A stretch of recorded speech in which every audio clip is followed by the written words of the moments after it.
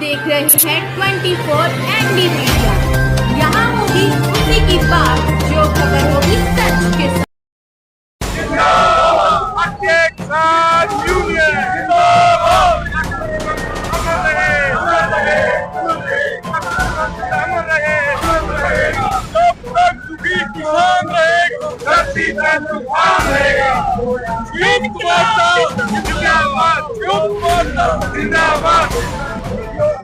नमस्कार दोस्तों, मैं नरेश टांडा, आप देख रहे हैं 24 ND मीडिया।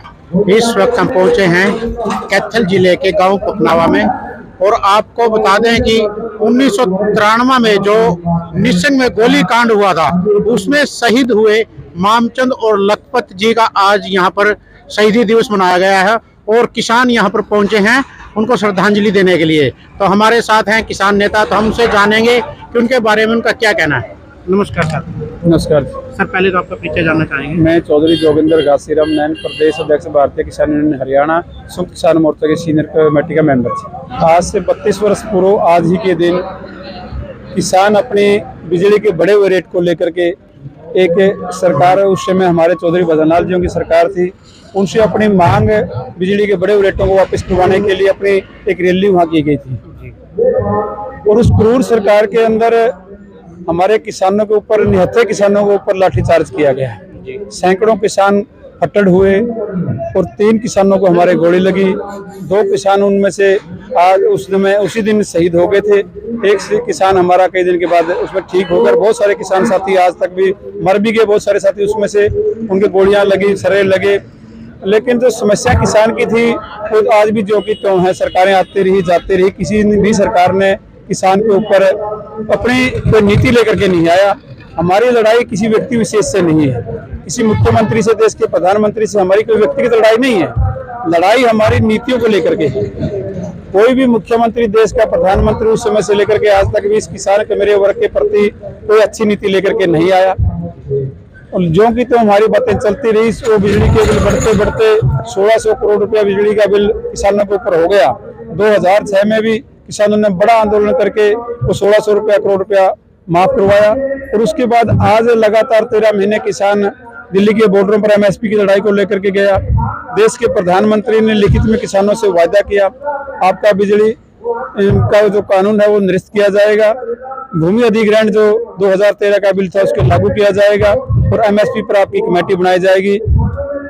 लेकिन उन सभी लिखित की बातों से, वायदों से केंद्र की सरकार तीसरी बार आने के बाद वादा खिलाफी कर चुकी है।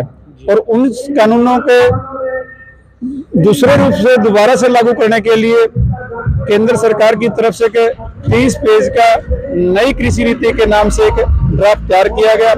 25 नवंबर 2024 को वो पब्लिश किया गया और 25 दिसंबर 2024 को उसको लोकसभा के अंदर पेश करना था। हमारे आदरणीय पूर्व प्रधानमंत्री मनमोहन सिंह के निधन की वजह से वो कुछ डिले हुआ और उस बात को लेकर के आज हमारा संयुक्त किसान मोर्चा का लीडरशिप के द्वारा देश के अंदर गांव-गांव, गली-गली, घर-घर तक एक मुहिम चलाई गई है। उसकी हमने 23 दिसंबर 2024 को देश के 500 जिलों के अंदर DC के मार्फत देश के राष्ट्रपति को ज्ञापन के माध्यम से लगभग 10 लाख लोगों ने इसका विरोध किया। लेकिन उसके बाद भी सरकार की तरफ से कोई आश्वासन, कोई इस तरह का किसानों की तरफ कोई बातचीत करने का रवैया नहीं हुआ। उसको लेकर के हमारी 4 जनवरी 2025 को पूरे हरियाणा और पंजाब की संयुक्त किसान मोर्चा की एक महापंचायत टोहाना के अंदर रखी गई। आने वाली 9 जनवरी 2025 को पंजाब के अंदर संयुक्त किसान मोर्चा की एक बड़ी लीडरशिप के अंदर रैली रखी गई है, वो पंजाब के मोगा शहर के अंदर है। हमारा यही मतलब है कि जो किसानों के अंदर जागृति लाने का, गांव-गांव, गली-गली अपनी आवाज को पहुंचाने का, कि जो ये नई नीति अगर लागू होती है तो ये 3 कृषि काले कानून से भी भयंकर है।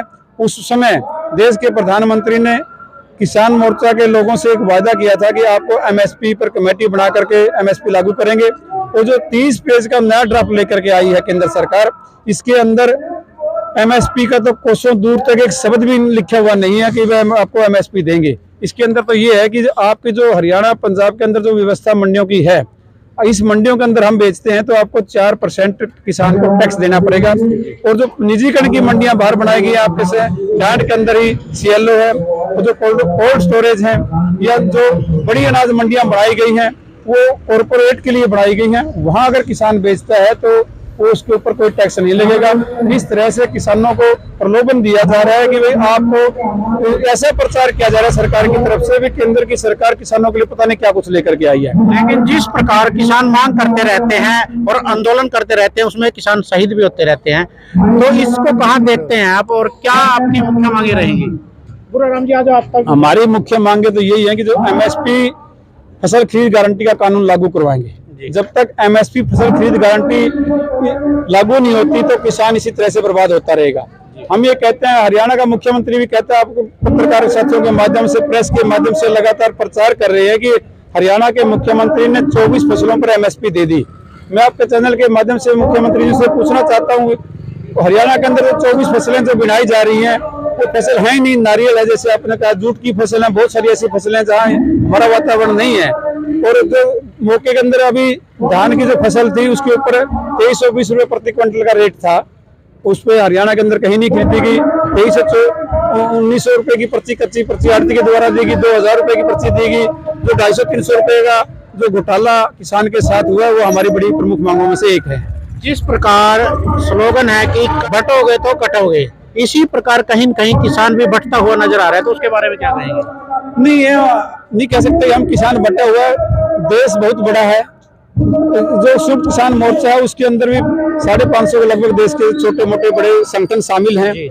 और कुछ साथी जब हम 13 महीने किसानी आंदोलन करके दिल्ली से वापस हुए थे, डल्लेवाल जी हमारे जो आज खनौरी बॉर्डर पे बैठे हुए हैं किसान नेता, वो उस समय हमारे अंग थे।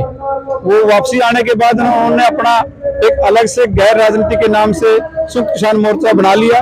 स्वतंत्र हर आदमी आप भी बना सकते हैं और भी लोग बना सकते हैं, बहुत सारे संगठनों ने चुनाव लड़ा, अलग अलग जा सकते हैं। लेकिन जो आज भी संयुक्त किसान मोर्चा की है, गैर राजनीति की राजनीति की कहिए, उन सब लोगों की मांग MSP फसल खरीद गारंटी का कानून की मांग है।